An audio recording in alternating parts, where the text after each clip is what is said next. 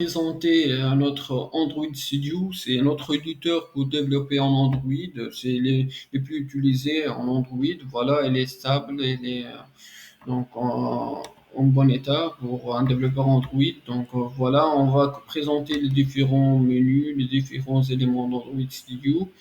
Voilà, donc ici on va, si par exemple on va créer un nouveau projet, un porte-projet, new module, on va créer un nouveau classe Kotlin, Java, un nouveau package, un asset, une activité, un fragment, donc on va créer par new. Sinon, on peut ouvrir un projet par open ou bien open recent.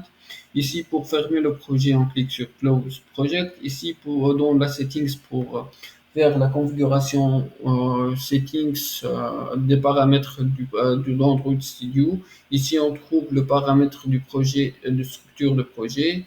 Ici, on trouve le Save All pour sauvegarder, pour synchroniser ici le Gradle, pour Reload All Files, c'est-à-dire pour faire le recherching de données.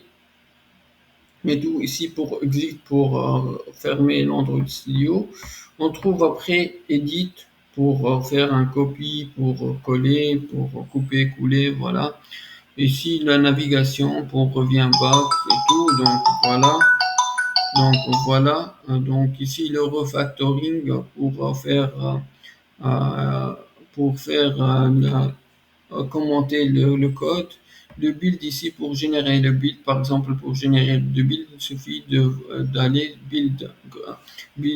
bundle APK et build APK. Donc le build sera affiché sur notre projet, sur notre répertoire. Ici, pour exécuter run, voilà, run ou bien debug ou bien record, express test et tout. Donc, on a plusieurs configs. Voilà. Voilà. Donc, ici, le VCS pour le Git, en fait, pour le version control, le window, le help, et etc. Donc, voilà. C'est tout ça. Donc, par exemple, on a ici un émulateur qu'on utilise, le Genymotion, mais on peut utiliser aussi l'émulateur d'Android Studio. Ici, le SDK Manager pour afficher le SDK. Ici, pour le Device Manager pour créer un émulateur. Ici, cette icône pour synchroniser le Project RAD. Ici, pour attacher. Ici pour faire le debug app, c'est-à-dire pour mettre le mode débogage, et ici pour faire le change et restart clap, c'est-à-dire faire appliquer les changements et redémarrer l'activité et relancer l'application. Ou bien c'est directement run app, c'est-à-dire exécuter l'application. Donc voilà, c'est tout ça. Ici en bas, on trouve le run de l'eau. Aussi, on trouve le to-do, les problèmes s'il y a des problèmes, le version control pour le Git lorsqu'on utilise le système de Git, le App Inspector pour voir le mémoire et tous ces détails, donc on le trouve ici. Et le build output, voilà, ici.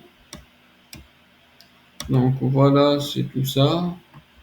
Donc le build view variant, on a pour la version release, c'est-à-dire version on passe vers release, mais pour le dev, on utilise toujours des bugs pour avoir, on peut changer. Et voilà, donc c'est tout ça. Voilà, donc c'est une présentation globale. Ici, l'icône, par exemple, Jump pour voir s'il y a des nouvelles versions d'Android Studio qu'on peut mettre à jour. Voilà. Ici, le Help pour voir fin d'action. On peut faire par chercher, par exemple, Update. Voilà, donc on peut voir tout ça. Donc voilà, globalement, c'est tout ça. Merci.